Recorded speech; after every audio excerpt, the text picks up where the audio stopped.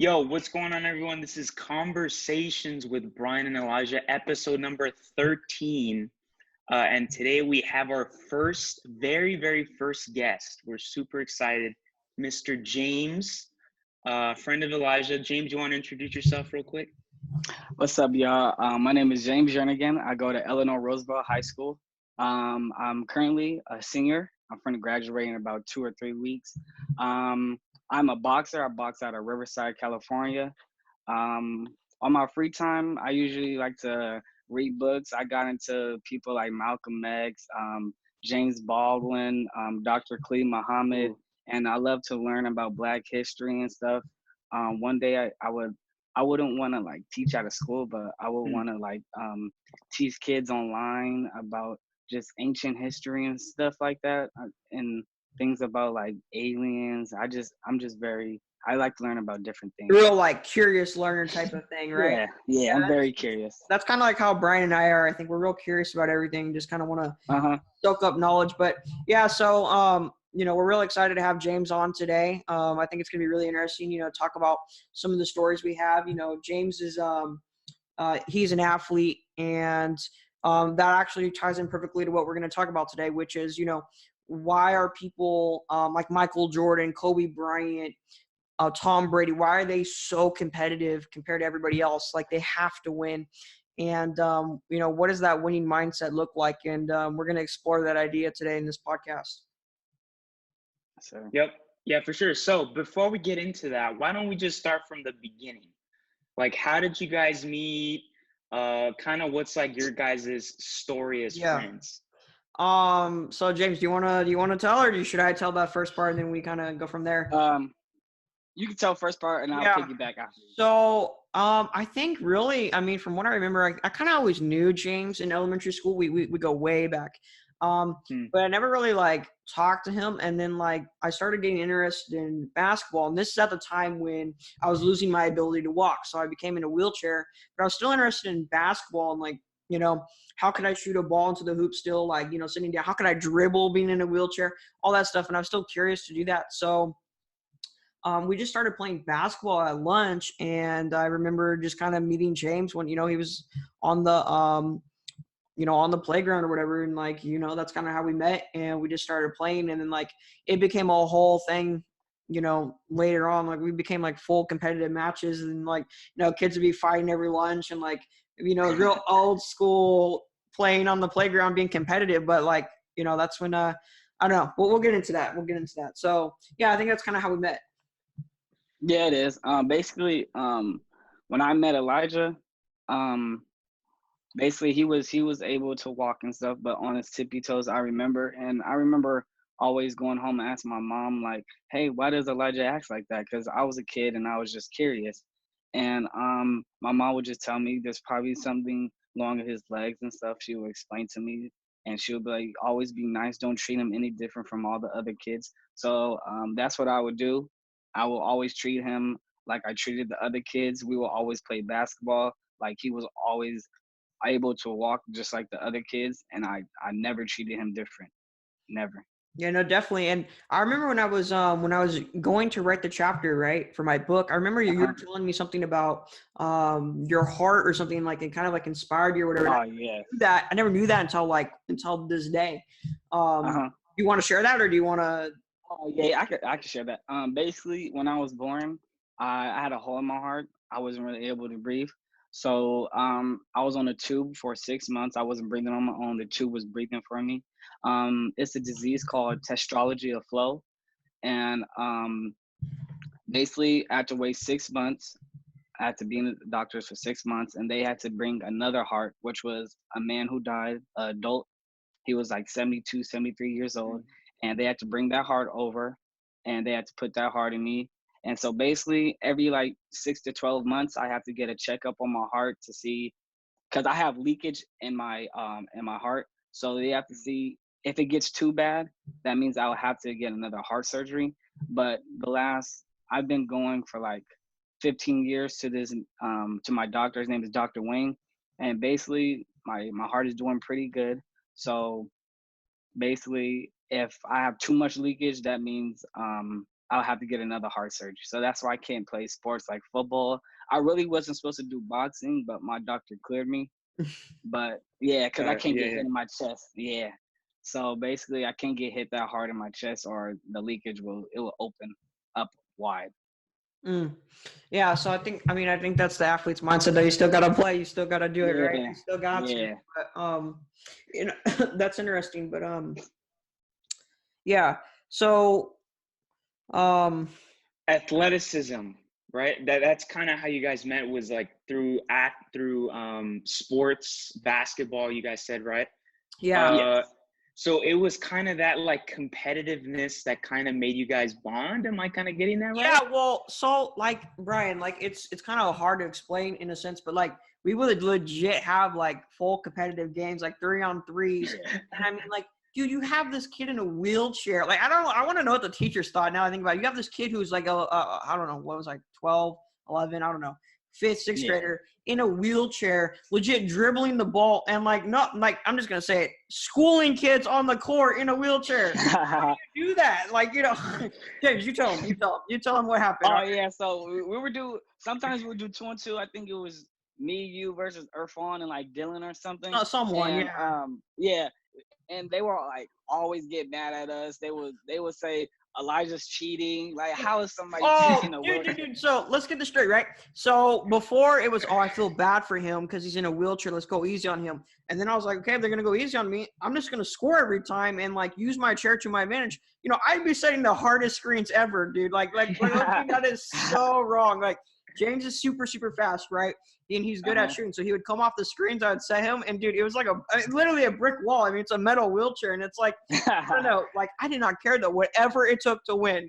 And so, like, yeah, that's what we would do every single, like, recess. And it just got super, like, testy and whatever. But it was, I don't know, it was a lot of fun. It was a lot of fun. Yeah, it was very fun. And it was very fun. It got, like, what, 3-on-3s, 4-on-4s? I don't know. It got kind of big. And then we started bringing more people and stuff. Yeah.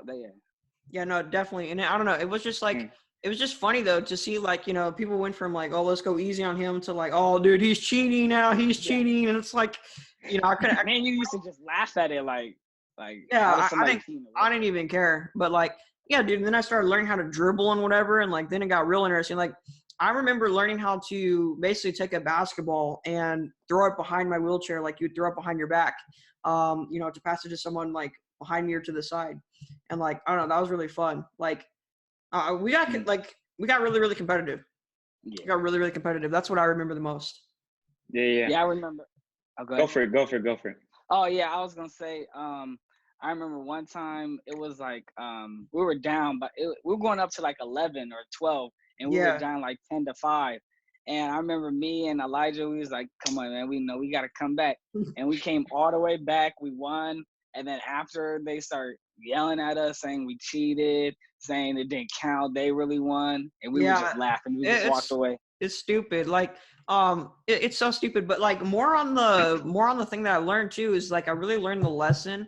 Like playing wheelchair basketball. Like I think I told you this before, James. But like, well, I don't want to call it wheelchair basketball, but like playing basketball in a wheelchair, if that's what we want to call it. Like that had to do something with my self-image because like.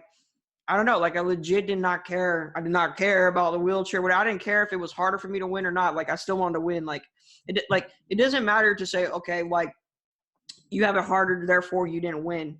You know, so just accept it. Like no, like I still lost. I want to win. So like whatever it took. Like I remember like if we lost a game or like I played bad or like missed some shots, I would come home, legit come home. If my homework was done, I would go in my backyard and I would just shoot all day. I'd shoot like 100 shots at least and like would not go in the house until I made them and like just practice that. I mean, what dude, like seriously, what person in a wheelchair does that? That's just like, I don't know. Like there's something wrong with me. I'm weird. I know it. Yeah, but that's like really like hyper competitive, right? Which is like, I think it's an advantage because it like gives you a leg up on like someone that maybe doesn't take it as seriously. Yeah. Which is why you see all those, you know, great athletes, they just have like a different mindset than everybody else, you know? No, it's true. Yeah. Have you guys been watching the Jordan documentary that's been going on? I haven't been watching, but I really wanted to watch it. Yeah. Wait, have you, James, or no? I've been watching this other show on Netflix. Me and my dad recorded the whole series. We're gonna get to it Yeah, today or tomorrow. I'm only in episode 3, but dude, just to see like how competitive he is in like in practice. I've seen like stuff on Instagram and stuff, like memes and stuff. So Yeah. I've heard like he was super competitive. Yeah, no, but it's crazy because it's like I'm not trying to put down any athletes, but like, like just I think everybody would agree Kobe and Jordan and Tom Brady, they're just so on a different level when it comes to winning and like how competitive they are. Like athletes want to win, of course, but these dudes are just like, okay, dude, chill. Like they're on a different level. And it's like, what separates them? Like what makes them want to win that much more than other people? Yeah. Dude, I think it's like just drive. Like, Kobe, for example, there was an interview he did where he was saying that he was like in a scrimmage. It was like 5-on-5 scrimmage.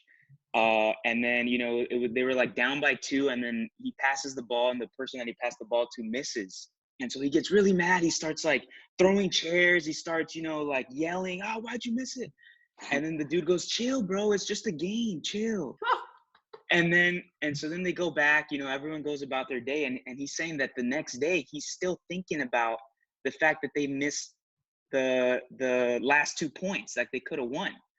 And the whole next day, he's thinking about that. And he's getting mad, and he's training. And he's like, man, maybe like I'm thinking about this different because everybody else has just forgot about it. And I'm still thinking about losing the scrimmage yesterday, So like, I don't know. I just think it's just like such a leg up on something that, basketball, some people may think it's just a game, but to him, it was so much more than that. Yeah. No, definitely. I mean, I remember at recess, people would always tell me it's just a game, Elijah. And I was like, that's what, and I'd piss them off more. I'd say, that's what losers say.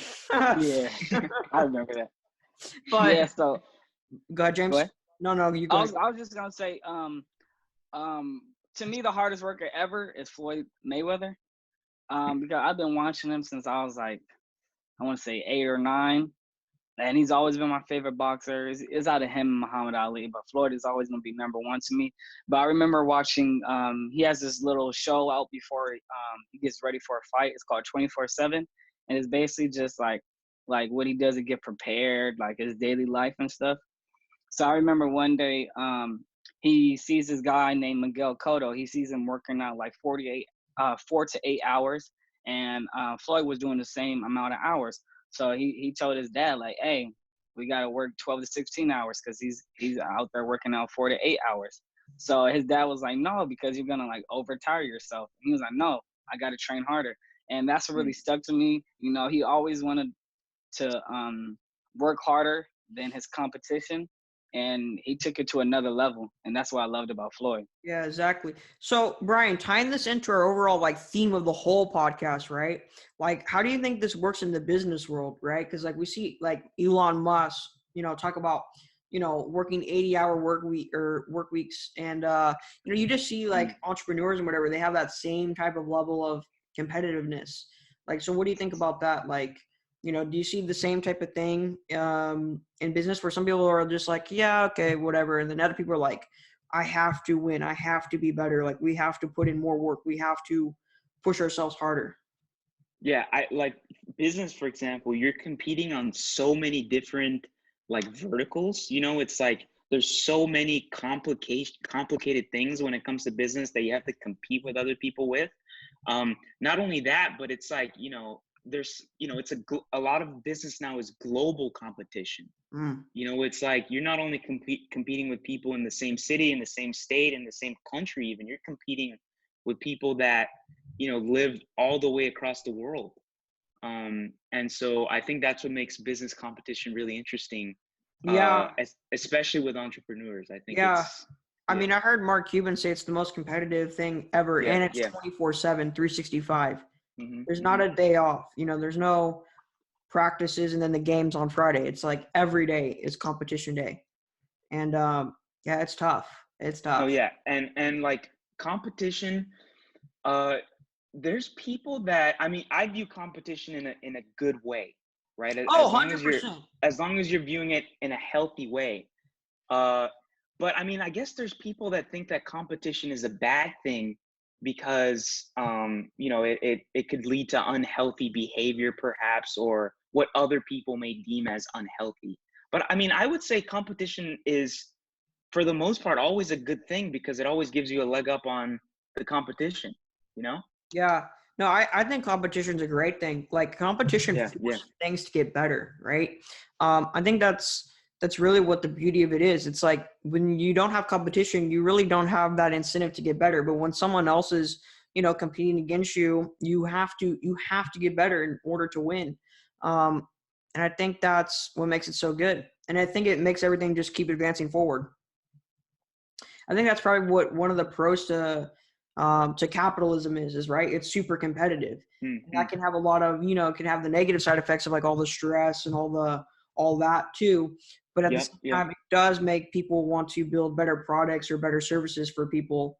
And they have to compete, because if you don't do it, somebody else will. And the same thing with sports. You suck at your job, somebody else is ready to come up. If you're not a good quarterback, somebody else is going to come up. Like side note, I don't know if I ever told you this, Brian, but my dad was a head coach. He was a head coach of our high school football team. So like I grew up on the football field as a little kid too. So I think that's where my crazy competitiveness comes from. But I like hyper competitiveness is always something that, because I mean, there's people that like do something just to do it, and then once you bring that one person in that's like really hyper competitive, it like throws everything else like out of whack, and that person just like really just dominates, you know? What do you think about that, James? Like hyper and all, and like making things better, and like, do you think that like that competition makes you get better? Like especially, so you're a boxer, right? So how does that work in the boxing world?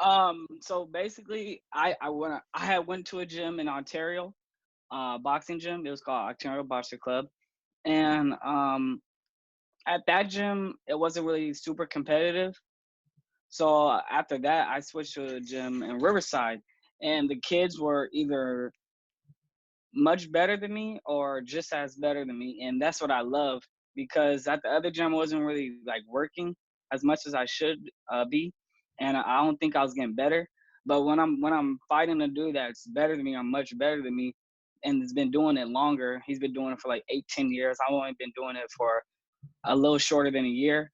Then that makes me better, makes us compete, because I want to get better than them. So when he's doing 8 to 10 rounds on the bag, I'm gonna try to do 12 rounds on the bag, and then he's gonna try to do 14. And I'm gonna try to do 16. So we're just trying to get better. Exactly. You do 2, I'm gonna do 4. You do 6, I'm gonna do 12. We're gonna just keep going all day. I remember we would just look at each other, and he would do another round, and I'll be exhausted. But all right, I got to do another round too. Yeah, no, I agree. No, I totally agree with that. And that's why I like competition so much. It's just like, but here's the other thing, right? Let's go to the opposite end. Why are there some people that just don't care? Like, if this guy wants to outwork me, whatever. Why does that exist? I literally cannot, I can't really see their point of view. I really can't. I can't imagine what it's like to not want to win. Yeah. I mean, for example, that same interview, the Kobe interview, he said when he got into the league, he realized that everyone was just in basketball for the paycheck. Right. Yeah. So once they got, they were really hyper competitive in high school, and then finally they got a paycheck, and they're like, you know what, like, I'm getting paid pretty decently, so I don't really need to work as hard anymore. Right. And I think we touched on this on the last podcast or the podcast before. I just think that they're comfortable being mediocre. Right? They got comfortable. Is not okay. Yeah, they got comfortable being in the middle. I'm getting paid well. I don't need to be that competitive anymore. I'm doing okay right now. So they're comfortable being in the middle. And I think that's the problem. That's what I think people, they say, oh, I don't care anymore about this whole competition thing. Yeah. No, that makes sense. But like, I really like that thing, just okay is not okay, because it's not. Being mediocre or being average is not okay in my book. Like, because I mean, think about it. Like when you're competing with someone, you're shooting for the top, not the middle, so like, once you stop competing, you're like doing okay with the middle. You know? Mm-hmm. Yeah, definitely. All right, let's talk about athletes, right? So who are the most competitive athletes in your guys' opinion? I got Jordan, I got Kobe, I got Tom Brady. Who else would you? I know we talked about Mayweather. Who else would be out in this mix? Kevin Garnett. Really? KG? Yeah, KG was very competitive. What about I've seen some what's that guy's name? Tracy McGrady. I knew was super competitive and like really worked really hard. What about like Conor McGregor? Do you think he's super competitive, or do you think he's kind of, I don't know, I kind of go back and forth on that, because like I know he works really hard, I know he trains really hard, but like I don't know, I feel like sometimes, I don't know. Or how about like LeBron, right? Do you think LeBron's super competitive? Like I just don't think he's the equivalent of like Kobe when it comes to that mindset. Like I think he's a great athlete, one of the best of all time for sure, no doubt about that, but just the mindset though, I just feel like they're two different things. They are, for sure. LeBron, LeBron. I mean, LeBron's a great player. Don't get me wrong. I have him in my top 5.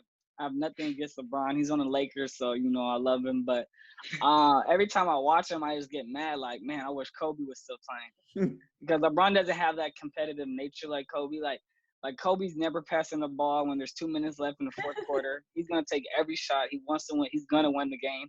LeBron, he just passes the ball when there's a couple seconds. Like it could be 5 seconds left, he'll drive and pass the ball. But Kobe would never do that. He wants to take the last shot. He's gonna win the game for us.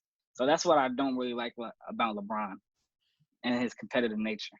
Yeah, but why do you? I don't know. I see that's something I don't get. It's like, why are people different though? Like, what is the reason? Is it the childhood? Is it just like their DNA? Like, what makes them? What actually makes them that way? You want to go? I'll speak. Probably maybe the way they grew up, because Kobe as a kid he played soccer too, and he played soccer and basketball in Italy. So that's probably where he got his competitive nature from, and seeing his dad playing the NBA, I think that's also where he got it from. Yeah, I think that's probably. I think I got mine from my dad. Watching him coach, and like we would just do workouts and work harder than people. The team. And like, dude, even as a little kid, like I wanted to do drills with these big high school football players, like all the time. Like I'd be 6, and like I wanted to do it too.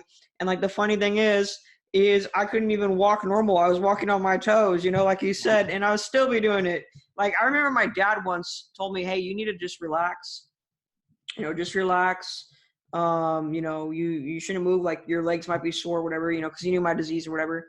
And he was like, I don't want you to be walking a lot or whatever. And I asked him, we're on the football field in the track, whatever. I asked him, "Hey, how many laps around this thing is a mile?" And he was like 4. And I said, "Okay." I did the whole thing, dude. I did the whole thing. I was not stopping, because it's just like, I don't know. That's another thing too. When people say, no, you can't do something, and I believe I can do it, I am going to do it. Yeah. Amen. It's going to happen. Yeah, that's how Elijah was. Yeah. And I don't know, there's something about being hyper competitive, about you're like kind of like contrarian almost. Like, when somebody tells you can't do something, it like makes you want to do it even more. Yeah. So like you just want to do the opposite. If people say you can, then you will, Oh, definitely.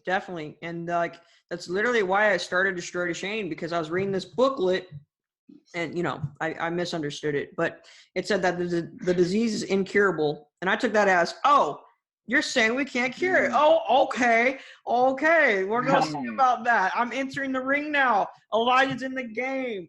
And so that's literally a lot of the motivation for why I started it. And like, I bring that same type of competitiveness to like the nonprofit world. Like, yes, I want to cure this thing. I want to dominate. Like, I know this is going to sound crazy, but like, I almost sometimes like to think of Deshane as a person. Like, okay, yeah, you want to mess with me? Well, I'm going to mess with you now. Like, it's, we're going to go toe to toe. And so, I don't know. It's bringing that same type of mindset to like, I guess, the business world. I feel like you can use the same type of mindset for like a lot of things, Yeah, I think everything, bro. Like a lot of it is just bringing that same mindset that, like you have to do something or else somebody else will do it, is like just so powerful. I think. Definitely. So James, like, what else is going on with boxing? I want to get a little bit more in depth with that. Yeah. Basically, what got you interested in it for starters? What drew you to it? Well, first, probably Floyd. I didn't get into it because of Floyd, but I started getting interested in boxing because of Floyd, just watching him. But what got me, at first, I wanted to be an MMA fighter. My favorite fighter, Conor McGregor. I wanted to be just like him. So first I did kickboxing, but then the first time I kicked, it hurt. When I was kicking the bag, it hurt. Like, I've never felt the pain like that. So I was like, nah, let me just do boxing because boxing a little bit easier. I want to say easier, but it doesn't hurt as much. So I got into boxing because of Conor McGregor and Floyd. And after a few weeks of kickboxing, I just switched to boxing, whatever. I went to an MMA.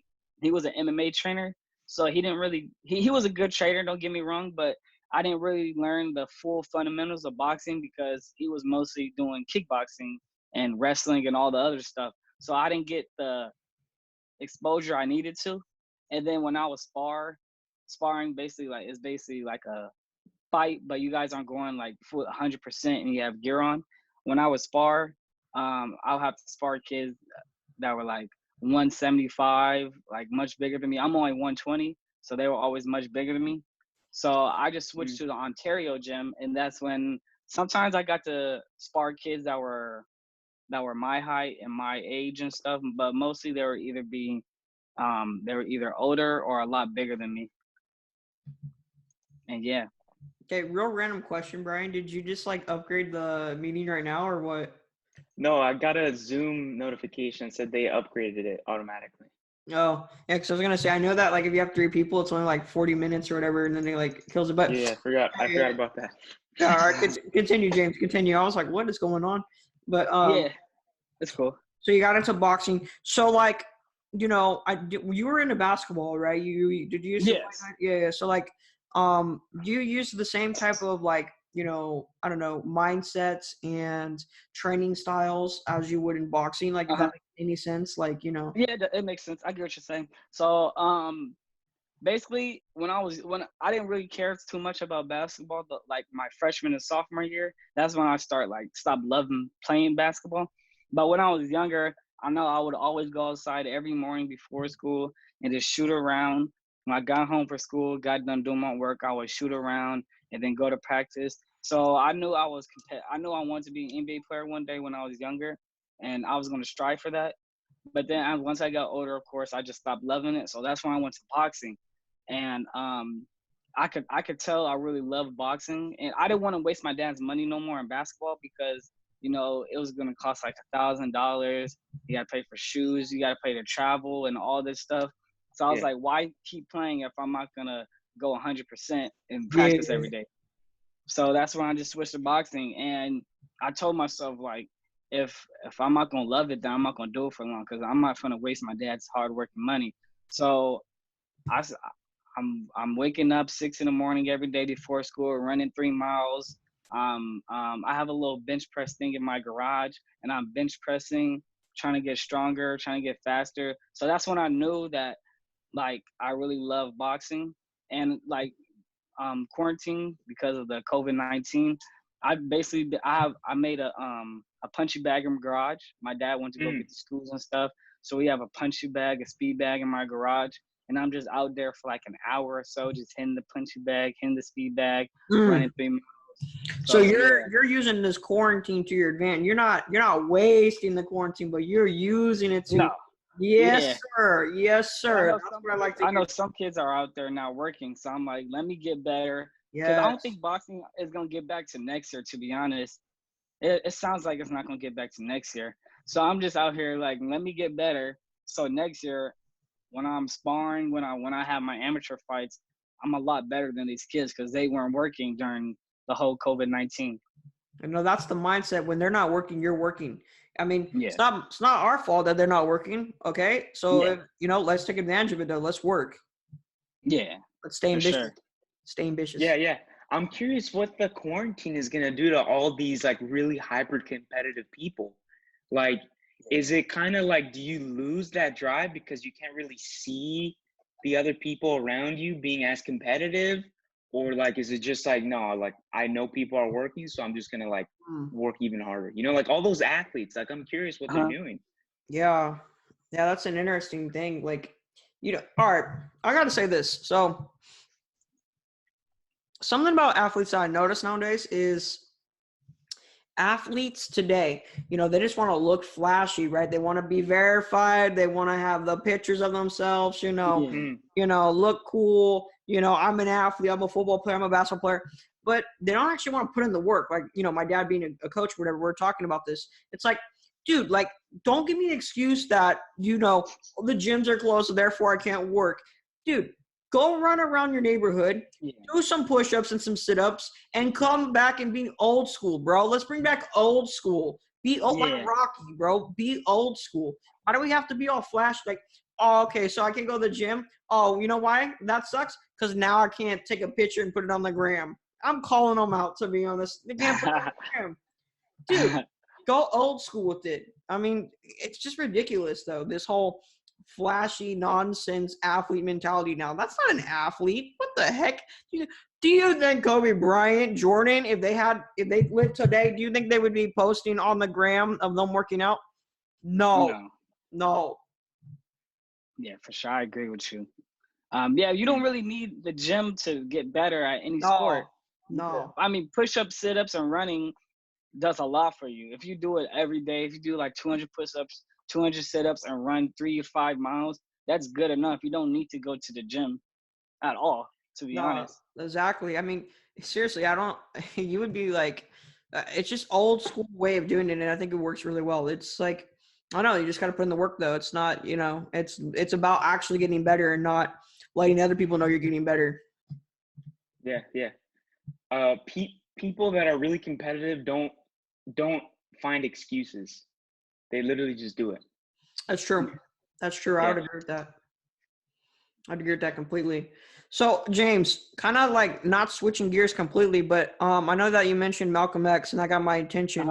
So, like, what about Malcolm X? That why are you interested in Malcolm X? What about him? Basically, when am I 17? So when I was about 14, 15, my dad introduced me to this dude named Young Farrell. Young Farrell is a teacher online. He teaches about ancient Egypt. He teaches about slavery, the origins of slavery. He teaches about, aliens to all different categories. He's teaching about COVID-19 right now. He's a very smart kid. He's about 23 years old. He reads books. He does his research online. He provides you with like all his research. So if you don't believe anything he's saying, you could just go look it up yourself. So even about religion, he taught me about religion and stuff. So my dad showed me to him when I was about 14 and 15. And I just remember him going on about Malcolm X. I knew who he was already, but I wasn't like, when I was a kid, I just thought, Malcolm X just wanted us to kill the white people. He didn't like them at all. So I did my research because he talked about him a lot. And that wasn't the truth. When I started reading about him, I had read his autobiography and stuff. And Malcolm X did not just want to kill people. He wanted you to protect yourself. That's all he was saying is if somebody wants to kill you or your family, you have the right to protect your family. And that's all he was saying. And people took it out of content and would say, oh, Malcolm must just want to kill people. He's about violence because Martin Luther King was about nonviolence. But Malcolm, What? I'm curious to get your opinion. Do you agree with that about Malcolm X, the right to defend yourself and your family? Yes, I agree 100%.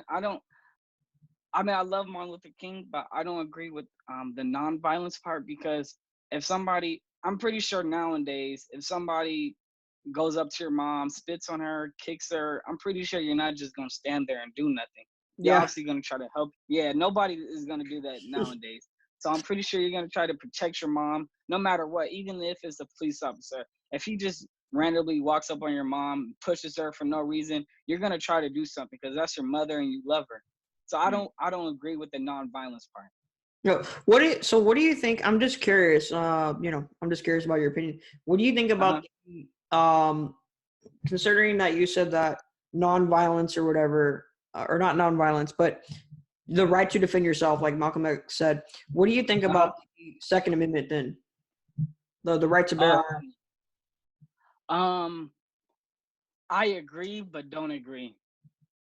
So basically, it depends. Like, you have to do a lot of background check to me. You have to do a lot of background checks to see, like, if they have any prior history with anything. And it's hard because some people don't have a background history. Like, George Zimmerman, when he killed Trayvon Martin, he didn't have a prior history, and he didn't know how to use his gun, and he killed Trayvon Martin for no reason. Yeah, dude, I keep seeing that guy's name pop. Like, he's suing now for something. I mean, dude, I don't. That man is. I don't know. That man's. Yeah, there's something mentally wrong with him, I think. He just keeps. His name keeps getting brought up too in the news. But I don't know. What do you think about the Second Amendment, Brian? Like, what do you think about the Malcolm X's, right to defend your family and yourself and all that? What do you? Yeah, 100%. I think that the right to defend yourself, I think, is like, something that is like ingrained in American culture, or I mean, in most cultures, like, you're not just gonna sit around and allow yourself to, like, get hurt, right? Like, you're gonna want to fight back.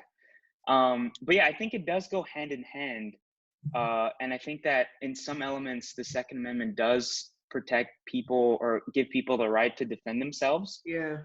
But it is a little bit tricky because, like, there's people that kind of will take that right and abuse it, and, like, obviously commit like murder, mass shootings and stuff like that. So I think that there's like a fine line that you can balance between the two.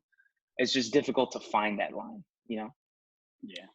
Yeah, I mean, finding the line is hard. And the other thing too, that the problem that I have with it, right, is like I agree that I definitely agree that not everybody should have a gun, but at the same time, like, if you want to have that level playing field, like, if the government says, okay, you can have a gun, but you can't have a gun, like, whoever's in power then kind of gets to dictate that. And, like, to me, that's like that, that's also a dangerous idea too, because, like, you want to be able to have that level playing field. So, like, if the government does get really evil one day, that we can defend ourselves from the government, against like tyranny and whatever. It's just like, how do you find that line without, not taking away the level playing field, if that makes sense. Does that make sense? Yeah, no, for sure. And I think that, like, it's different for the whole country, really. I mean, if you like live in a very rural area where, if you're in trouble and you need to call the police, the police will arrive in like 45 minutes. Like, you have to be able to, like, defend yourself, because I mean, the police is not going to be able to come in time. Yeah. Whereas in other more metro areas, the police will come in a few minutes. So it's not as blanket as it's not as blanket as people make it out to be, but it's definitely like it's a difficult issue for sure. So, dude, let's go ahead and make this podcast. Let's just go for it. You know what I'm saying? Let's just go for it. So, James, from what it sounds like, what you're interested in, and I want to get your opinion on it if you're okay with it. It sounds like you're real into, I mean, correct me if I'm wrong, but like Black activism, equality, like really trying to make things better. Yes. With all the racial injustices that we have. What do you think we need to do? What have you experienced anything personally? Like, I want to get your take on that. And yeah, that's a good question. For have I experienced anything? I have. One time, this is about 3 years ago. I went to this little picnic in a park thing. It's like a little festival in Eastville, little carnival, and there was a fight going on. And of course, me being a little kid, I went to go watch. And after the police came, there was like 20 police officers, and they just asked everybody to move out the way. I was talking to my friend at the time, and I was telling them like what had happened. So the police like grabbed me. He was like, "You guys need to move." So I'm like, "All right." So I was like, "All right, bro, I'll talk to you later," and just went like that. And then I was walking, and then somebody grabbed me by my shirt, and I thought it was just like a regular kid. So I like pushed away. I was like, "What are you doing?" And I saw it was a police officer. I was like, "Oh, I apologize." I was like, "What I do, officer?" And then he said, "You were throwing up gang signs." And I was like, "What do you mean? Like, I'm from Corona, California. I don't even do none of that." And then he was like, "I saw you." He was like, "Put your hands behind your back." I was like so confused. I was like scared. And then he put me in handcuffs and stuff. And then my friend's dad, he was trying to like explain to him like, this kid's a good kid. He saw me. He knows that I didn't throw up anything. And so the kid's dad came and he was like, "Hey, like take him out of handcuffs or whatever." And the police officer shoved him. And he was like, "What am I doing? I'm just telling you, he didn't do anything." And then police officers kept telling me like, "Stop resisting. You're under arrest." And I'm like, "Officer, I haven't done anything." And then after he had told me that he had it on camera because he had a little videotaping thing on his head. Yeah. And I was like, "Okay, can you show that to my mom when she gets here?" Because I know for sure I didn't do anything. So then a couple minutes later, before my mom came, he ended up switching the story and said I was trying to fight somebody. So now I'm confused. I was like, what I do wrong? Did I throw up gang signs or did I try to fight somebody? And then he had asked for my name and stuff, my number. But my friend's dad, he's a lawyer. He told me not to say anything because I'm a minor. I don't have to talk. So I said, I don't have to talk or whatever. I'm a minor. And then he was like, "Are you stupid?" I said, "Talk to me." So I'm like, okay, this is how they really think of me. Yeah. So after that, my mom came or whatever. My mom was really mad because she didn't understand like what I did. And before she could come, the police officer left. So he didn't have to like explain it to my mom. So that's when I knew that he just arrested me just because he wanted to make a black kid look bad. And then Go ahead. Go ahead. No, go ahead. I was gonna answer your second question, like what should we do? I believe that as a black community, I love all people, but I believe what's best for us is to get our own separate community, like a state or a country, like have our own stuff, have our own money, have our own technology, and just build within us. And we could still like trade and do different stuff with other race of people. But what I think is what's best for us is to have our own stuff and be dependent on our own black stuff. I believe that's what's best for us. Do you think that could work within the framework of the United States now, but more of an emphasis on like, black empowerment, like, let's make more entrepreneurs, like encourage more, black people to start businesses and become doctors and lawyers, right? Because, the more lawyers, the less injustices they can fight, you know what I mean by that? Yeah. And really, because like I would say, I don't know about starting the whole state. I mean, I would like to hear your, get more educated on that. But I do think that it does make sense to me. Like, yes, like honestly, I say this with every single person though, not just one race, but everybody should push to a higher level, right? Like, let's encourage more people to strive for more prestigious, more high paying jobs in society. And I think that could really help. And I actually think that, to be honest, like I think the media does a lot of damage when it comes to race relationships. Yeah, they do. Yeah. They, if you think of the business model of the media, they're all about, what controversy gets them clicks. It's all about getting the clicks, however you can get it. So if it's making white people and black people, hate each other, right? Yeah. All this happened, then that gets a lot of clicks. Or if it's, a lot of times I think that the media inaccurately describes black people. They make them look bad. And I don't know why that is. And I think the media is probably the most powerful force. I mean, shoot, wait, who said that? Someone said that, right? Isn't it Malcolm X actually that said that? Like the media is the most powerful force? Or yes. It's true though, because it's like everybody's watching it. So if everybody's getting the same type of information, then, that's going to create a lot of groupthink. A lot of people are going to think that way. So yeah, I don't know. But what do you think about more like, so do you think that it can't work in the framework of America now? Like, you think that black people need their own community that's strictly basically black, or do you think that we can still empower black people in this framework now, but they need to, we just need to encourage it more and make the pass easier, if that makes sense. So that to get, you know what I mean by that, like just to do that. So what do you think? I agree with you, but don't disagree. I agree kind of with the part that we need more entrepreneurs, we need more doctors, more lawyers, but at the same time, you could look at the Botham. I think her name is Botham Hill case. She had no Amber Geiger. My fault. The dude she killed was Botham Jean. Amber Geiger was a white police officer who went into a man's home and killed him, shot him, and there was a black judge. There was black police officers in the case. There were what are the people called that Jury?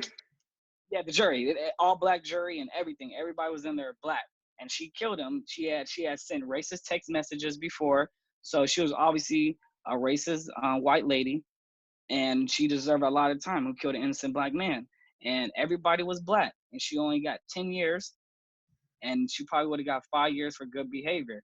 So after that, and then the mom and dad are telling the girl that I love you and we forgive you, and like they said they gave her 10 years because she showed forgiveness. But there's people in the black community that sell drugs, that could steal a water bottle and get 15 to 30 years. Yeah. Just for something that it's not even that bad, but she killed a man. Yeah. She got 10. Yeah. So that's why, go ahead.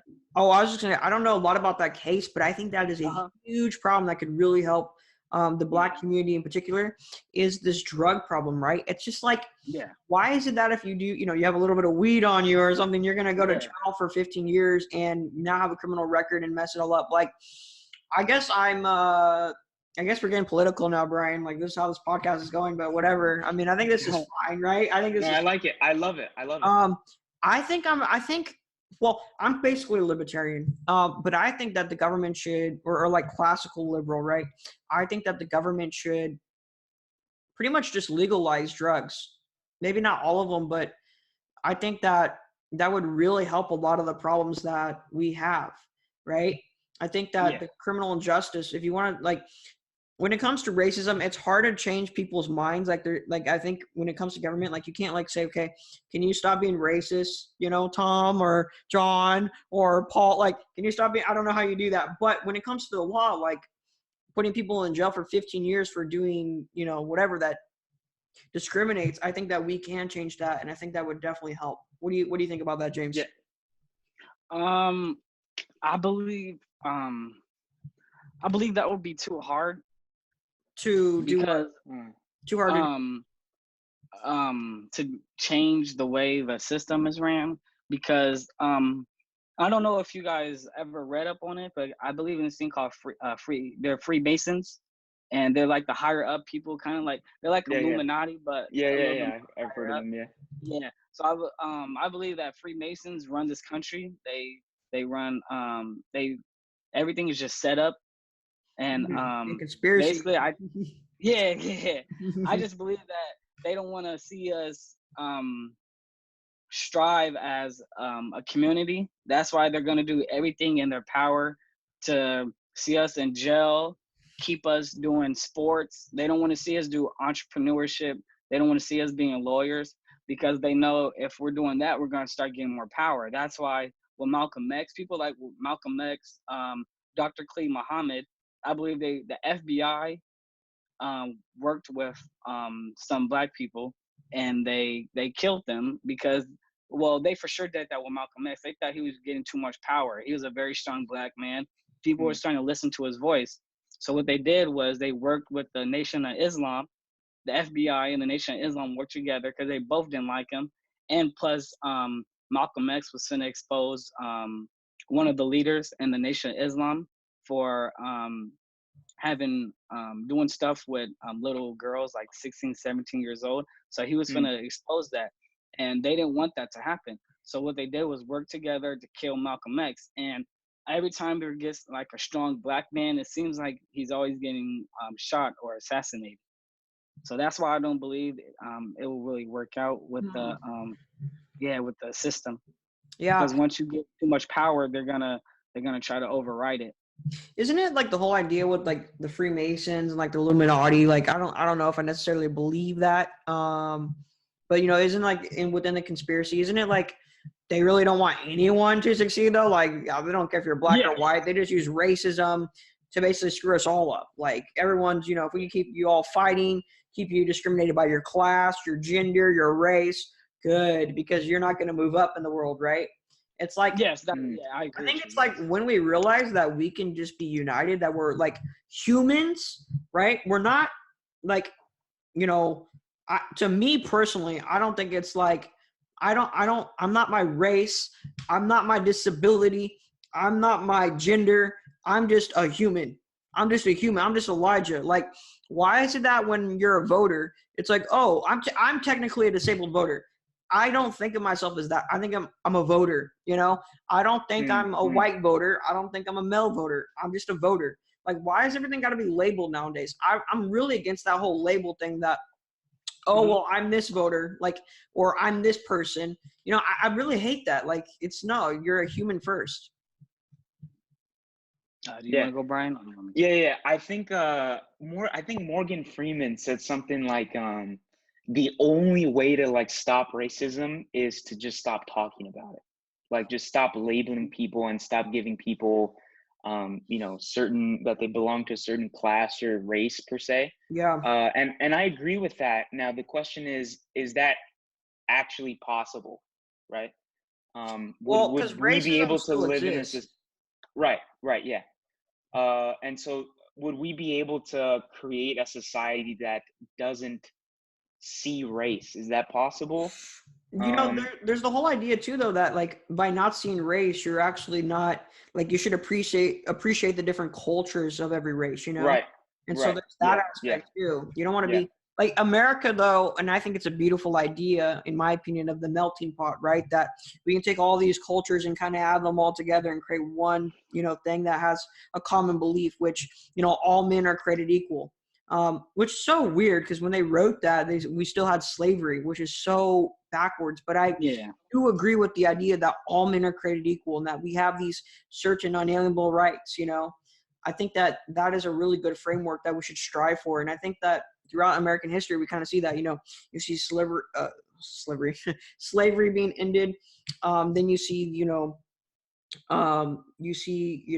being able to vote, having more rights. You see the civil rights movement. You just keep seeing this progression, and we're kind of moving more and more towards that ultimate goal. It's kind of like, you know, the way Simon Sinek describes it, right? Is the United States is why is that all men are created equal. This idea of freedom, and so every single thing we do, we get closer to it.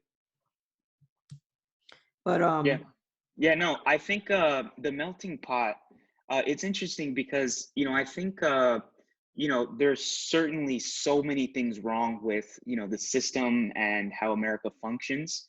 But in general, the fact that America is comprised of so many different cultures and so many different ethnicities, we, for the most part, generally get along. I mean, if you look at other countries, I mean, two opposing tribes can barely get along, and you know, those civil wars will start because of that. But the fact that there's so many different ethnicities, for the most part, now there's certainly so much progress that needs to be made, but for the most part, I think we typically get along. Yeah, I mean, and I think it really just depends, right? Because like, okay, this is gonna sound bad, but I took in my class we really studied like racism and the problems, and like, I don't know, maybe I'm completely wrong, but it just seems like, especially in Corona, where James and I are from, it just seems like, you know, around this area, racism isn't as bad. But then you read and you hear about the stuff more towards the east, and it's like, wow, okay, that's really bad there.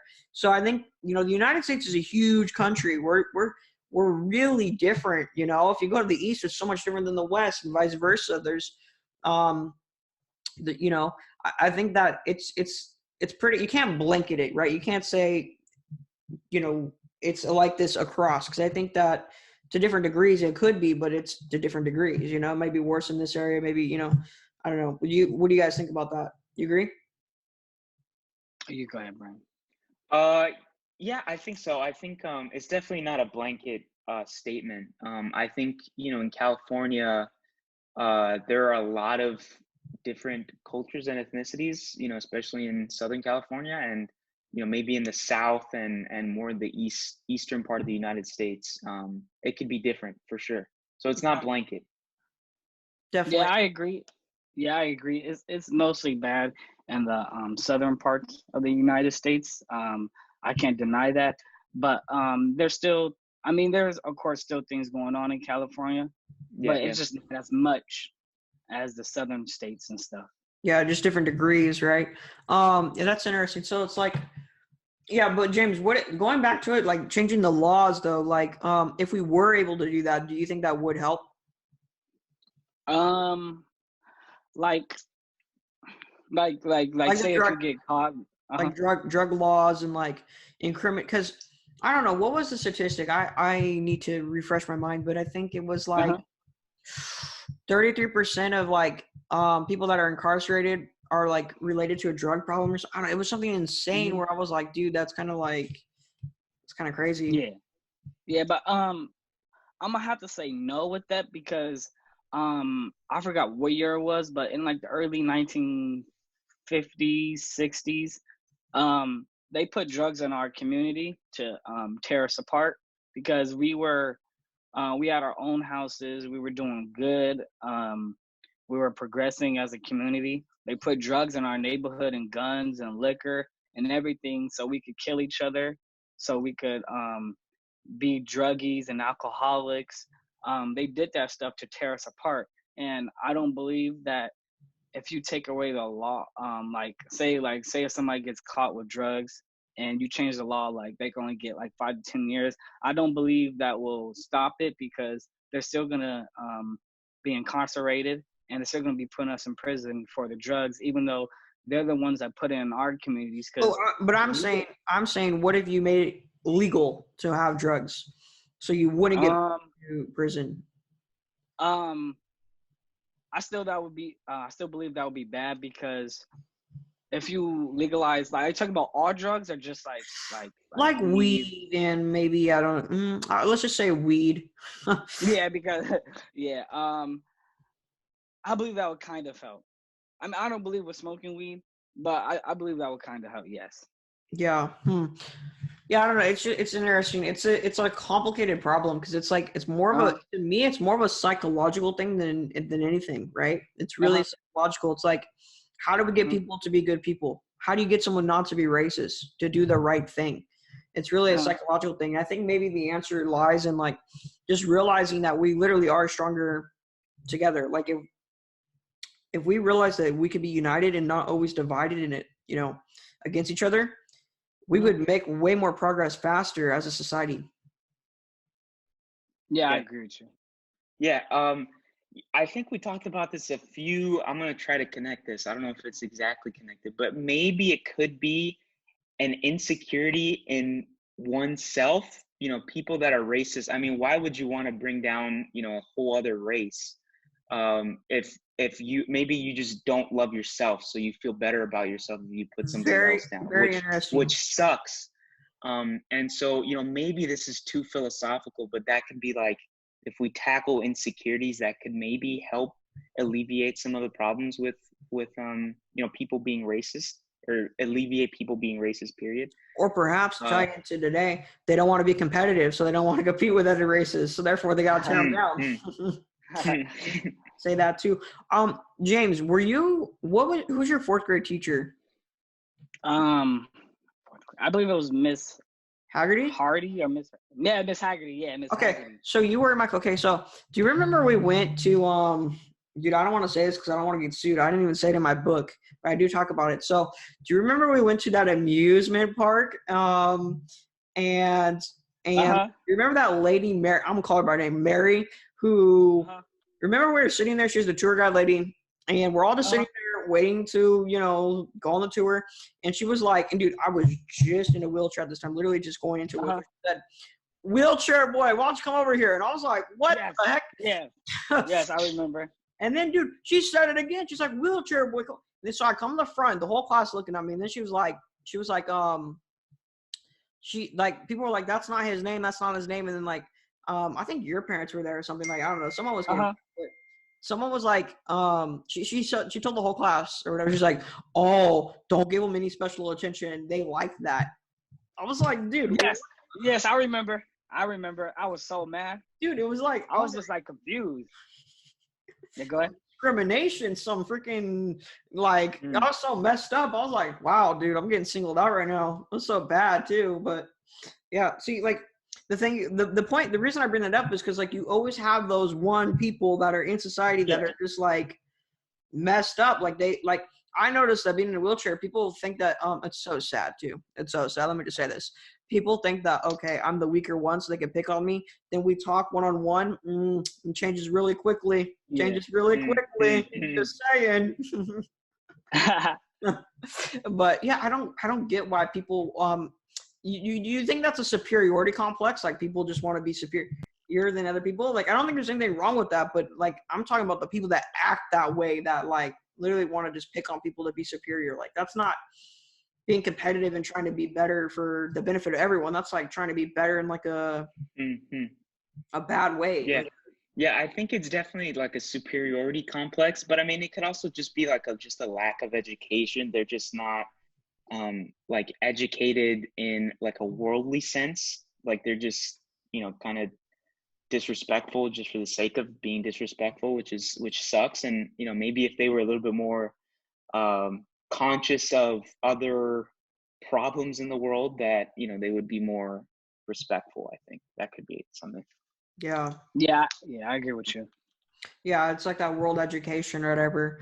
I mean, yeah, do people learn, basic respect, like I agree with the whole, treat others how you want to be treated. Like, that makes total sense, right? But I don't know. It's interesting why those problems exist, but yeah. Yep. Where we're going? We're what, at an hour almost? Yeah, we're in an hour. But James, what else? What, you got anything else that you want to say? I think we're kind of coming to a close here. Or is there anything else? Final thoughts, James? Yeah. So basically, I was just gonna touch on a point, like when I'm like learning about like ancient Egypt stuff and ancient aliens and all this stuff. I just want to, I'll probably give me a couple more years.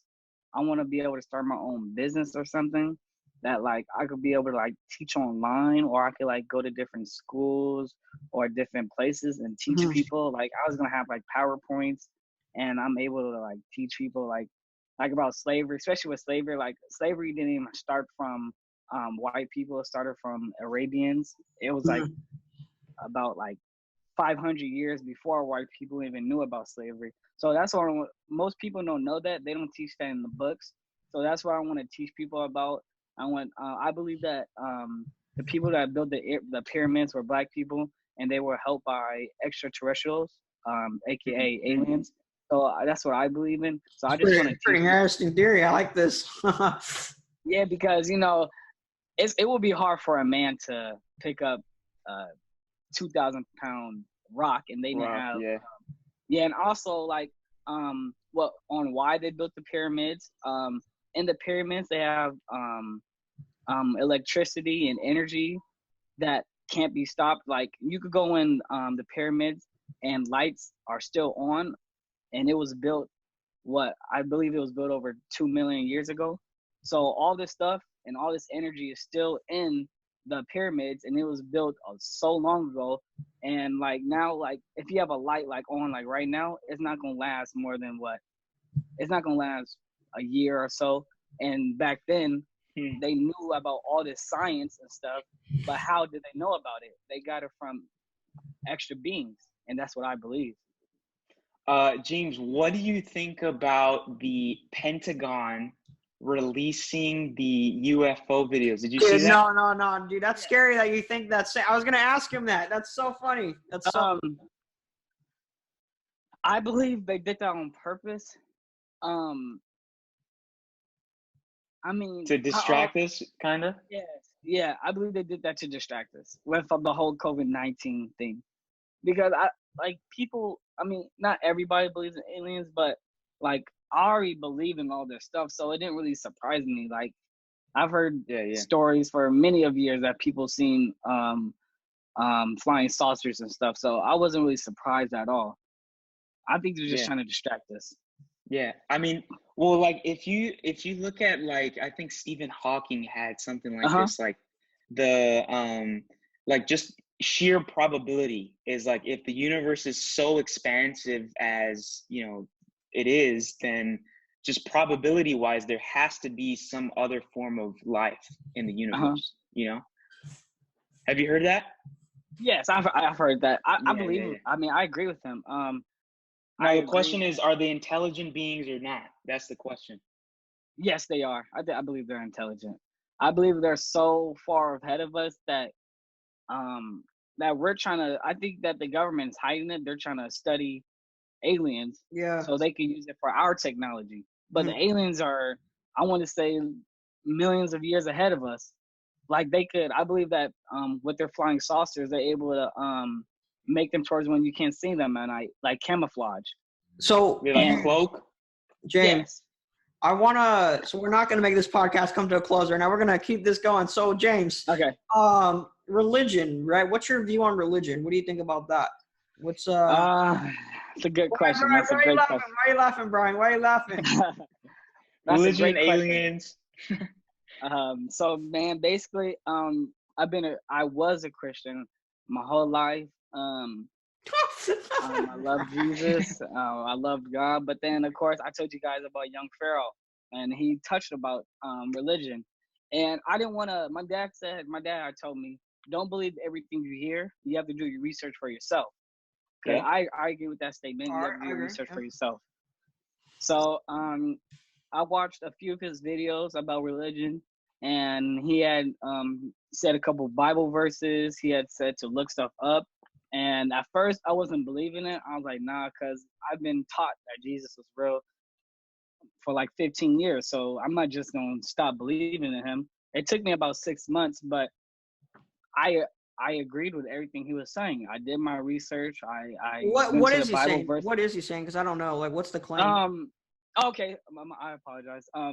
I can't get into. I don't know exactly everything, but I could touch on the points that made me say he wasn't real. He just talked about how there's many things in the Bible, especially pedophilia is in the Bible, racism is in the Bible, and he had talked about Christmas, right? And Christmas, I mean, Santa Claus came from a dude called Krampus, and Krampus was made in the Europeans way before Santa Claus was even thought of. So Krampus would go at night, and he was basically the devil. Krampus the devil, and he would go at night. And if your kids were naughty, he would put them in a sack, and he would take them to hell, and he would eat the kids. So when they couldn't bring that over to America, so what they did was remix it, turn him to Santa Claus, make him a good dude, and say he puts gifts in the sack and gives them to the kids that are nice. So that's why they say, don't be naughty, be nice, because they're saying if you're naughty, that means the devil is going to come, put you in a sack, and eat you. And that's why even to today, I believe it's in Europe or I forgot what other country it is, but every time they have parades for Christmas, it's always Krampus with them, because it's always Krampus and Santa Claus. And Santa Claus has like a Jesus hat on, a Jesus cross on his hat, because they're saying that basically Krampus and Santa Claus are basically the same thing, but they couldn't take that over to America because nobody's gonna go for the devil in America because we're Christians. So that's what they got it from. So that's why I just like started doing that, and especially he talked about Valentine's Day, how Valentine's Day came from the Greeks and Romans, and it has to do with basically have you guys ever seen 300? It's like a movie. Yep. Yeah. Basically the men there were all gay because they believe that in Sparta, that's true. Yeah, they believe that there's a love stronger than that between two men, and they felt that if you love your man and had relationships with him, that you would fight harder for him. So that's what they believed in, and that's what romance came from, the Romans, and because they believe that, of course, there's a love greater between two men. So that's why when they brought it over here, they couldn't say that. So they just said that romance is between your girl and you, and no, it's really not. It really came from the Greeks and Romans having sexual relations with each other. That's interesting. I didn't even know that, bro. Yeah. So, Brian, what is your take on religion? I don't know if I ever asked you. Well, yeah, it's a tough one. I mean, I was, baptized Catholic. But I mean, I believe it's a tough one, right? Because you can't prove that God exists, like, objectively, but you can't necessarily prove that he doesn't exist. There's like that whole argument, you can't prove either one, in a sense. Yeah. But I totally feel where atheists and other people are coming from, in terms of, like, you can't prove the objective existence of God. But then, like, if then the question is, who created everything? Yeah. Right? If you believe it's the aliens, then maybe are the aliens the gods? Like, who is the gods here? So, dude, we should do it like low key. We're Joe Rogan now. We're doing 3-hour podcasts. We should do a part 2, but and do religion. Like, dude, Brian, screw it, dude. Let's just go all the way. Let's just go all the way with this podcast. But Stephen Hawkins and a lot of other prominent atheists actually believe in this thing called like pan something, but basically it's a theory, right, that aliens or something extraterrestrial seeded the life on the earth, because the life here is so complicated that it's hard to explain. Like, we could talk about evolution and whether it's macro, micro, but the original DNA, it's like, where did that come from? Because you need DNA to do the whole process of evolution. Where did it first come from? And it's so hard to call, But going on to your point about Santa Claus or whatever, like, I'm kind of confused still about like how that says that Jesus didn't exist. Like, what was the part about Jesus not existing? So basically, you know how they say December 21st is Jesus' birthday? Well, it's not, but yeah.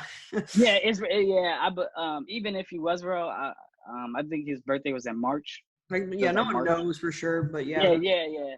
That's what they, of course, what they think. But going on to what about Jesus, young Furl was teaching that basically Jesus, some of the Bible, what it means, the Holy Bible, if you like look it up, it means the sun book. And I believe that the Bible is basically a book about astrology, and you could like look everything up. Like some of the dates and stuff had to do with astrology. Jesus, when he was what am I trying to say? Alive? Wait. No. Wait, what was your question again? Why does Jesus not exist? Like, according to you or this guy, Oh, okay. I believe Jesus was the Bible was made just so that we could believe in something, and so we could also be scared. Like, of course, the 10 Commandments, it says, "Thou shalt not I don't know. That's a claim. That's a very big claim. I don't. Yeah. There's a lot. I believe it was used to control us. By who? But like people always say this, right? And I get confused. Like, I'm not saying you're wrong. I'm just, who's they? Like, who's controlling who? Who's they? Because like, this is where it goes back to when I was talking about Freemasons. Dude, these dudes have been around forever. Then. Yes, no, they've been around for, I think, the early 1500s. That's when that was like before the Bible. I've seen. Or no, that's after the Bible. That's after the Bible. So yeah, it is after, but that don't make sense. I don't believe that the Bible was made all the way back then, though. That's what I'm trying to say. Oh, so you think the Bible? Okay.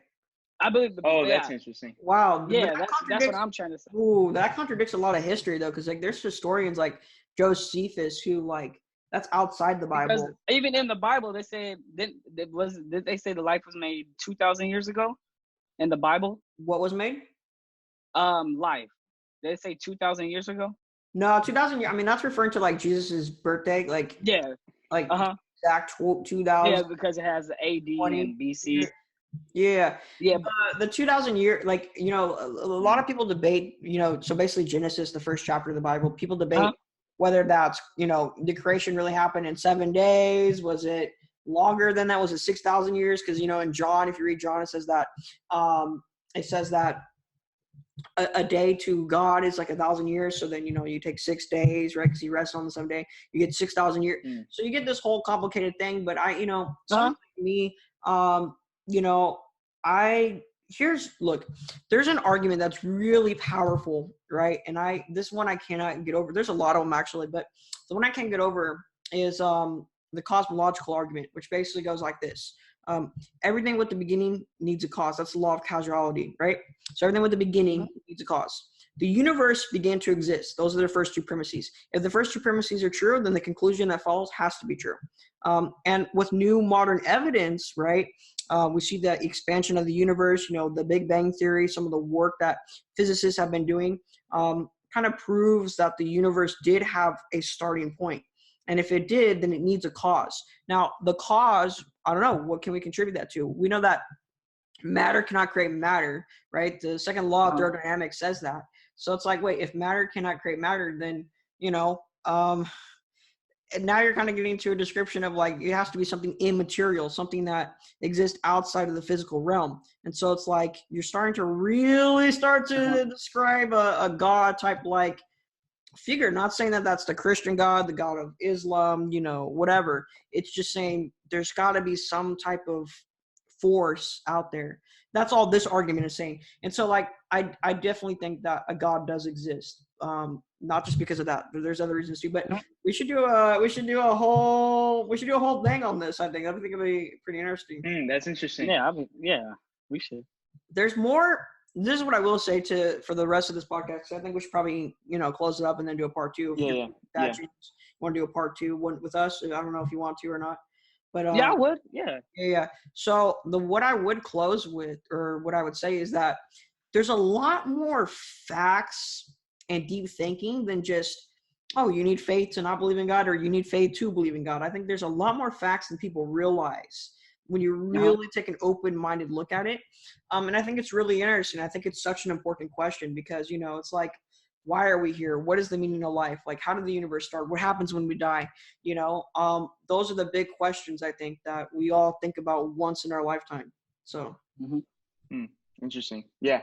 On the Bible statement, you guys have seen the Epic of Gilgamesh? Are you guys familiar with that? No? I'm not familiar with that. So the Epic of Gilgamesh is an ancient story that basically is like exactly like the Bible. It was written before the Bible, and it's like, it has a story of the flood. It has a story of, yes, I have. I apologize. Yeah. I've heard of that story. And it's one of the people that take the opinion that the Bible is not real, quote unquote, is that the story was copied by the Epic of Gilgamesh, was the original story, and basically the Bible plagiarized all those stories from the Epic of Gilgamesh. Are you talking about the stuff from ancient Egypt? Yeah, it was an ancient I've read that. Ancient story that was written that basically is the entirety of the Bible, has all the stories of the Bible just written earlier. Yeah, I agree with that. Yeah. Well, yeah, I've seen stories of that. I don't know. Yeah, it's a complicated issue. I don't know what to say. Yeah, I want to look into that, Brian. I definitely want to look into that. We should, I have some friends that are really into this type of thing. We can have them on. Dude, we can have a podcast with like 5 people. Just hash things out. I'm down. Yeah, no, I mean, Brian, we want to have more people. Like, we want to do more. For sure. For sure. Other people on for sure. So James, like, if you want to join us, we'll definitely. Yeah. You guys can just let me know when you guys want to do it, and I'll join. Cool. And then James, just before we end, the final thought is I want to get your opinion on the podcast. How you heard about it. Like, I know you follow Instagram, and I want to get your feedback. And I think it'd be interesting for the listeners that are listening to it to hear that. So. So basically, of course, I follow Elijah on Instagram, and I would just see short clips of him talking, and I thought it was very powerful what Brian and Elijah were saying. So I went on his link in his bio, and I clicked on his YouTube, and I just started watching them, and I loved it. I showed my mom some of it. I showed my girlfriend some of it, and then they subscribed and started watching you guys. So yeah, I love that. I love you guys, what you guys are doing, and I believe it's very powerful. All right, thanks, man. Thanks, man. Cool. Thanks, bro. Any last thoughts, Brian, James? Nope, I'm good.